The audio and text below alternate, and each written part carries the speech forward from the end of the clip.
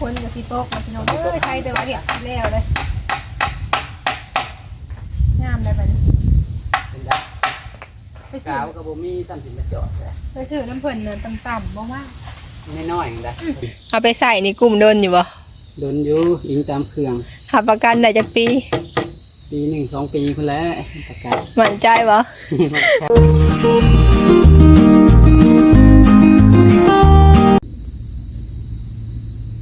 โดยกับสบายดีสวัสดีเด้อพ่อแม่พี่น้องเบอร์สุขสุขคนเด้อ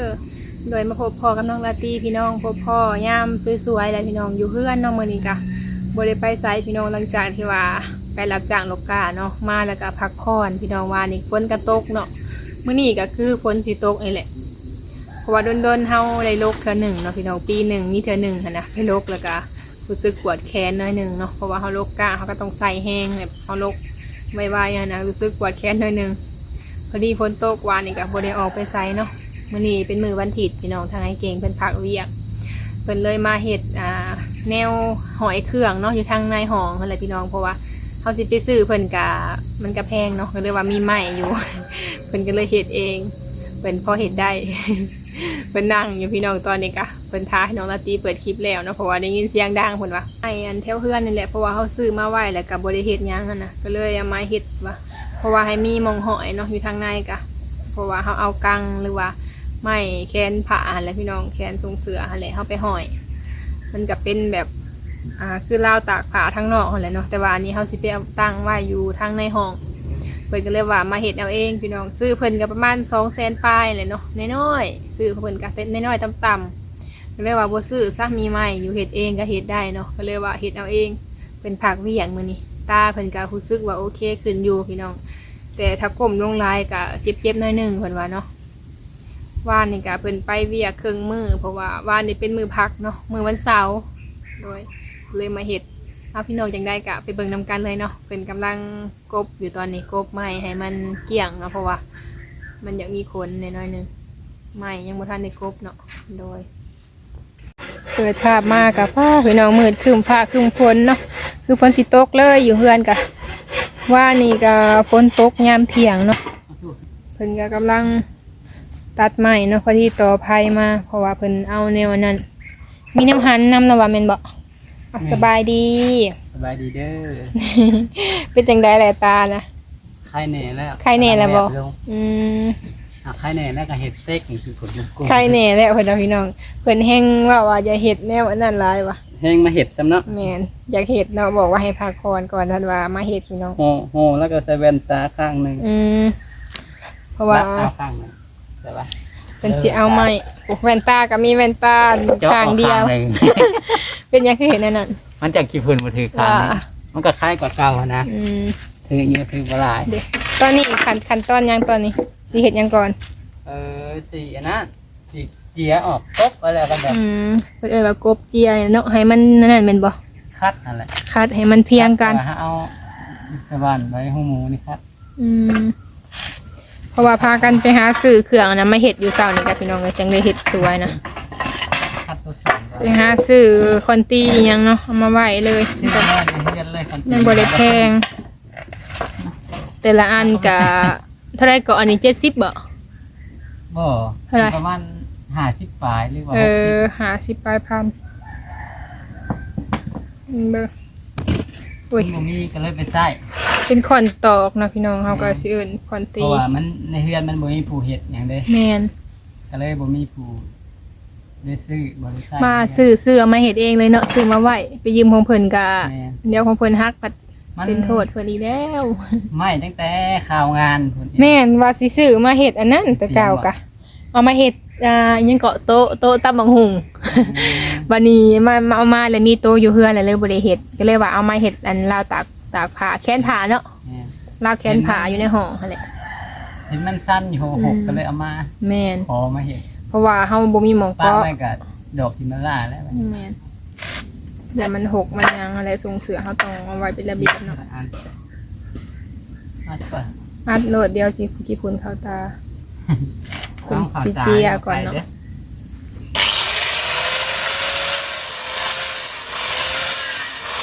เล็กเจียยังเขาก็ซื้อมาเองเลย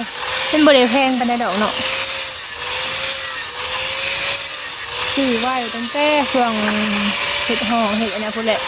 เพราะว่าไปยืมของเพิ่นก็มันบ่คือของเฮาเนาะอันนี้เฮาไว้ใช้ส่วนตัวเลย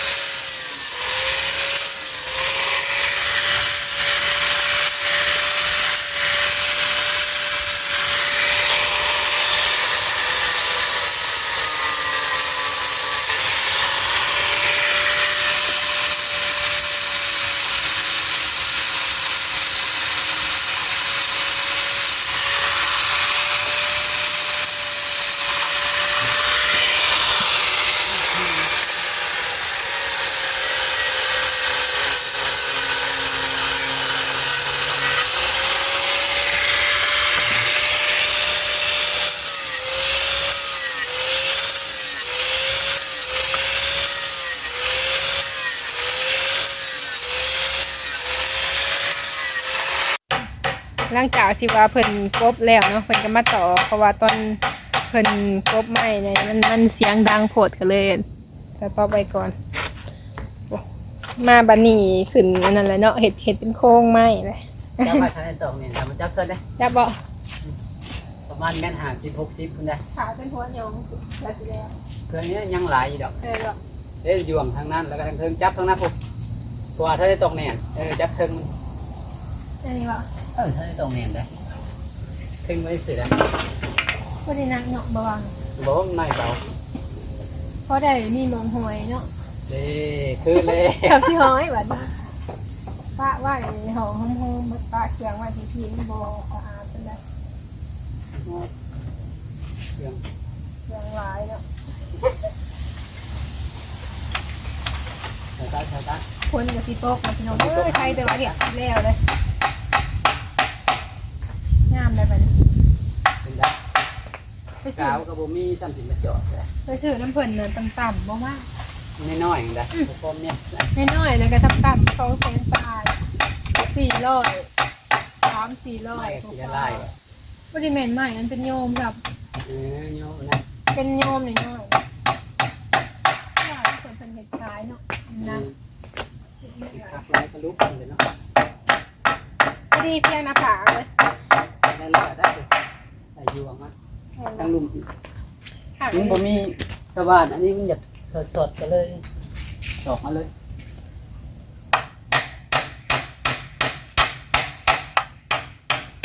เป็นตะเบิ่งว่าห่างมันนะเป็นตะเบิ่งว่า เอาโอเคเลยล่ะท่าน โอเคบ่ น้องบ่เคยเห็นเนาะ จะไปตี ก็คือว่างาม อย่า เล ไป ย ต้องที่ทำใจยวงมาช่วย ใหม่เลยแล้วเนาะหรือว่าเอามาเฮ็ดยังอยู่บ่ทางในหรือว่าเบิดเลย ไม่เมื่อวันคนนี้ไม่น้อยอยู่ ยังเลย นั่งไปทั้งนี้ก็ ก็สิกบแล้วเนาะเป็นเงินอันหาซ่า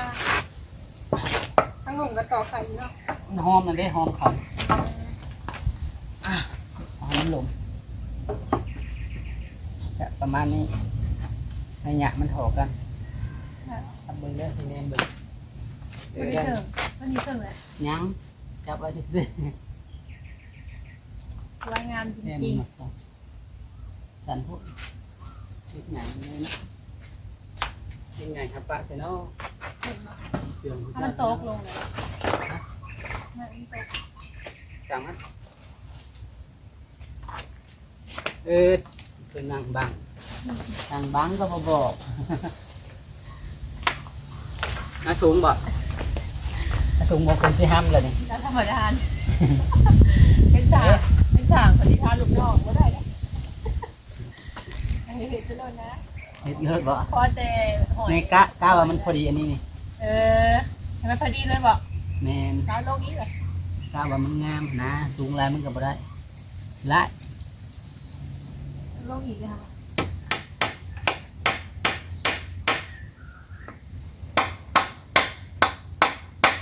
หนังใหม่ไม่เคยออกเลย ใจ ช่ท่านนิสัย เออ อ่ะดันไว้บ่ตัวนั้นแหละดันไว้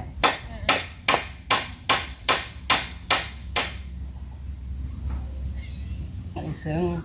อันดีๆได้เรียบิดใส่บิดชัวร์ก็ได้นะ ตอกแล้วเลยบิดไปทางอื่นดิ แนมก่อนแนมก่อนแนมก่อน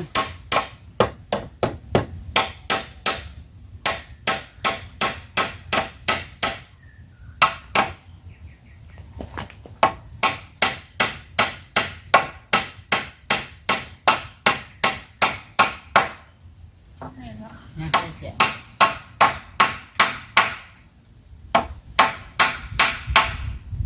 อีกเล่มหนึ่งถ้าได้แน่ถึงแล้วเอาเลย ได้ได้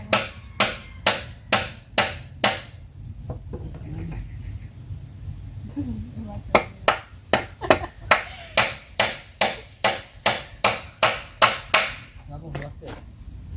ยุ่งบอกกัน แล้วก็ใส่ยวงตัวนี้เอาขึ้นมาใส่เอานี้มันก็แน่นละ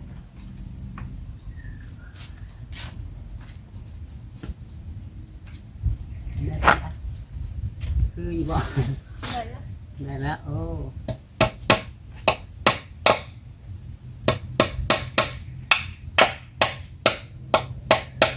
ไม่ใส่โคตรนี่บ่เนาะ โอ้ยเครื่องเขาก็บ่เห็นบ่ได้นักอันนี้นั่นกันโอเคอยู่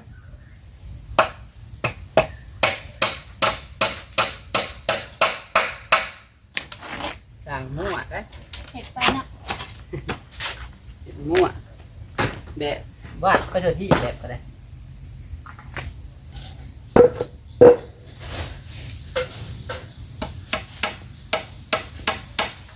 คนที่ต้องทำแล้ว คนจะดักกุ๊กแล้วมันคนหยิบไปได้กันคนตกแล้วมันเย็น ใกล้จะแล้วละเมื่อหนึ่ง ต่อตัวอีก ตัดยวงใส่ตอนบันนี้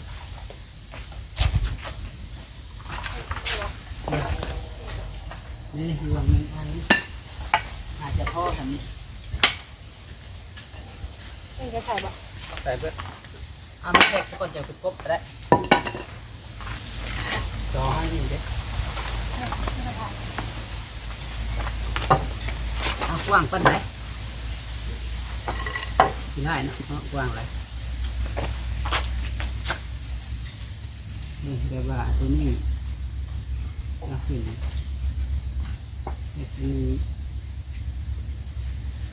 เอาขึ้นเส้นนี้มันก็ได้ดีกว่าหมดเนาะ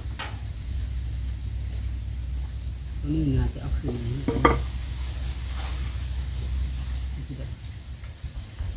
ได้ยุบขึ้นนี้แล้ว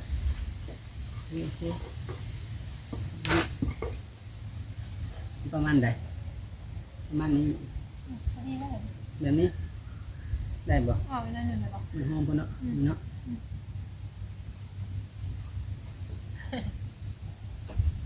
ใส่อันนี้แล้วก็แลกเป็นบ่ นี่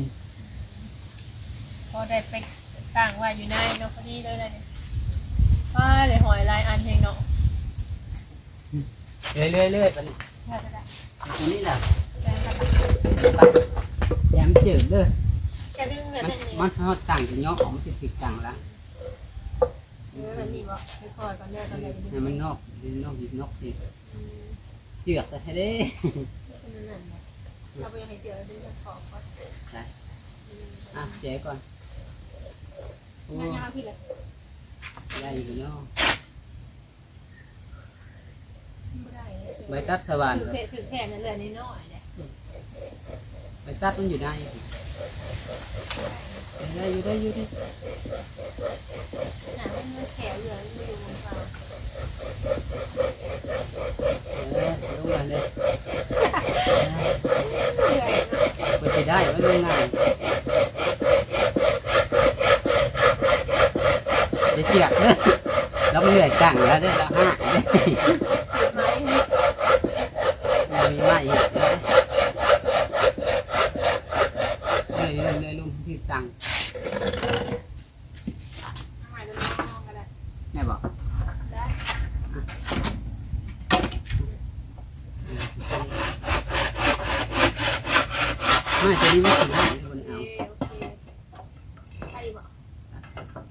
4ตัวผม นี่น้อย ใช่แจกก่อนบ่ได้เป็นไปตามแทกแล้วเลยเหลือเลือที่สุดมันเป็นเหลือใหญ่นี่หมด เหนื่อยหน่อยบ่มีเนาะ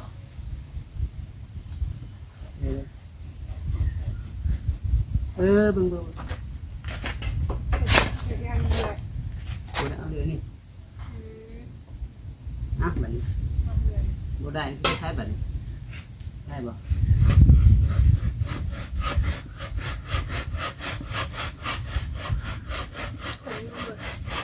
เหนื่อยจะมันเป็นแคลเจอเนาะ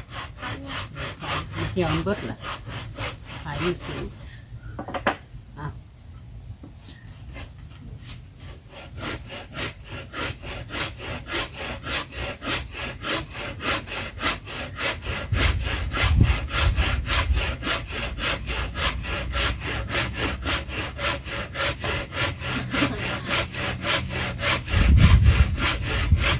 หลายตัวใบตัดแต่ยังเสียหาบ่เห็นก็ลำบากยากเขาเตี้ยเขาเดือดเรื่อยเสียอันหนึ่ง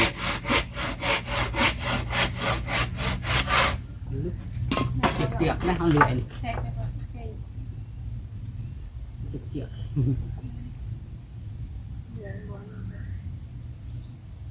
นี่คือเงินกังดึงนะนี่เหนื่อยมันกว่านั่น แหลมมันเจอเนาะเขาตัดมาเลยอย่าตัดอย่างนี้ แม่ได้อยู่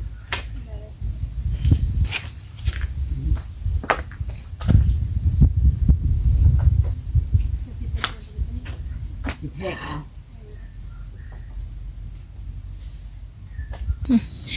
หลังจากที่ว่าตัดแล้วเนาะเพิ่นก็มาตอกเพิ่นเอิ้นว่าอีหยังก็อันนี้ ใช่ ตัวตอกกิน นี่ แม่น อันยำขั้นมะ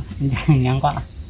แนวค่ำไว้ ค้ำบ่ให้มันอันนั้นเนาะ เป็นเอิ้นจ่ายบนล่างบนล่างบน จ่ายบ่ลายหม่องเนาะว่าบ่คือกันค้ำไว้หั่นแหละเนาะค้ำบ่ให้มันอันน่ะโยมันควายเวลาเฮาไปตั้ง มันจะ กาเห็ดบ่ได้คักเนาะพี่น้องเลยเนาะเห็ดพอได้ตั้งไว้อยู่ในห้องปุ๊บเป็นไม้เพิ่นเอิ้นไม้18บ่ ใช่ ไม้หยังก็อันนี้ อันนี้นะ แม่น บ่หูคือกันเรื่องไม้บ่หู เฮาซื้อหมัดหนึ่งน่ะ80,000เนาะพี่น้องประมาณ100ปลายบาทนี่แหละ100ปลายซื้อมาว่าสิเฮ็ดโต๊ะก็เลยว่าเอามาอันนั้นไว้กลัวได้แม่นแล้วกลัวหมัด100,000ปลายแล้วเดี๋ยวนี้ทั้งเทิงก็สิมี3อันเนาะ พอได้หอยอยู่ได้พี่น้องเนาะลาวแขนผ่าเอากะมื้อนี้สละเวลามาเฮ็ดอันนี้เบิดมื้อนี้ยังบ่ทันได้ไปไสดอกเนาะเพราะว่า เวลาว่างกะเฮากะเฮ็ดอยู่เฮือนเฮา โอ้สวย งามแล้ว เกือบก็ได้ขังเดียวได้ บ่ใส่ฮอดเกิบให้ตัวเอง ไม่ขาดไม่ขาด มันขาดแล้วเกิบเฮามันบ่มันเดี๋ยวเพิ่นก็สิไปค้ำเบิ่งนั่นอีกเนาะตอกใส่แต่ละอันเพราะมันแน่นเพราะมันอยู่เนาะ นี่ตกใช่เลย ตาเพิ่นรู้สึกว่าดีขึ้นแล้วก็หาแนวเฮ็ดพี่น้องตั้งแต่มื้อนั้นเลย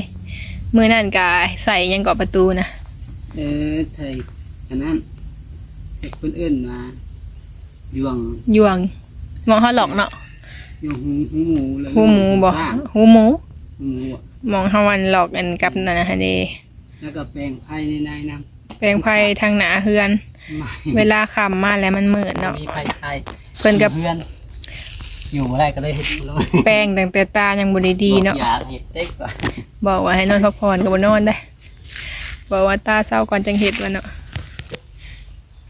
อากาศมื้อนี้พี่น้อง ว่างนะจ๊ะมีเห็ดนอนก็นอนบ่หลับ นอนบ่หลับอากาศแดดออกมาอีกแล้วใครแน่เนาะโอ้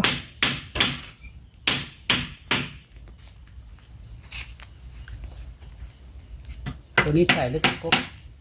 ยังเสียตำแหน่ง ต่อก่อนก็ได้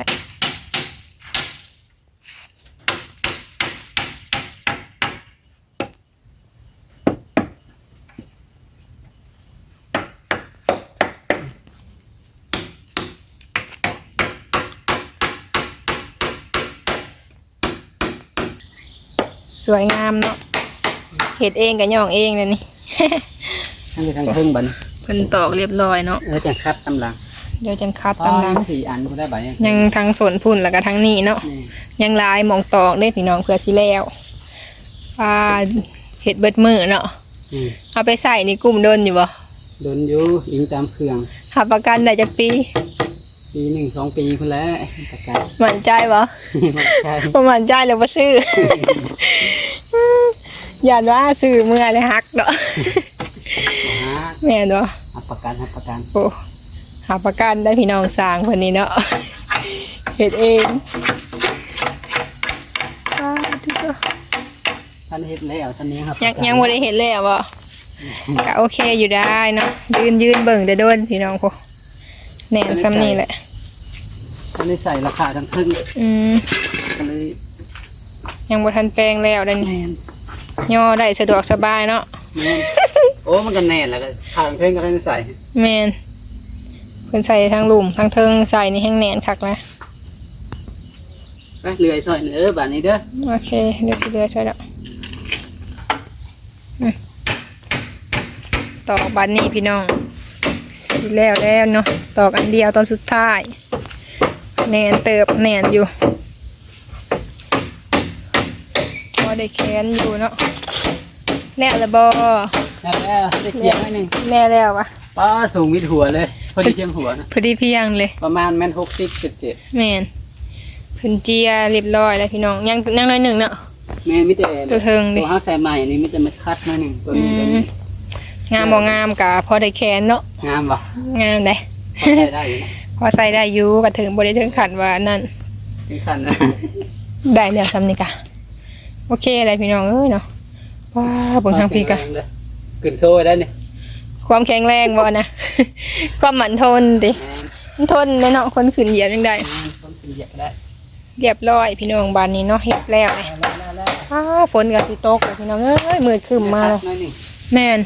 ปุ๊ ใส่สีนี่ใส่ มื้อนี้แบบบดๆเนาะมาเฟ็ดกะพอดีกัดเลย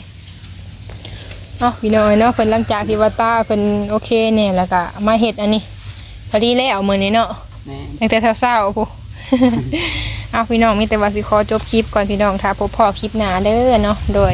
คลิปนี้ก็ลาไปแล้วเด้อเอาสบายดีเด้อ ไปดี โดยพี่น้องคลิปนี้ลาไปก่อนเนาะถ้าพบพ่อคลิปหน้าโดยจากคลิปนี้ลาไปแล้วขอกล่าวคำว่าสบายดี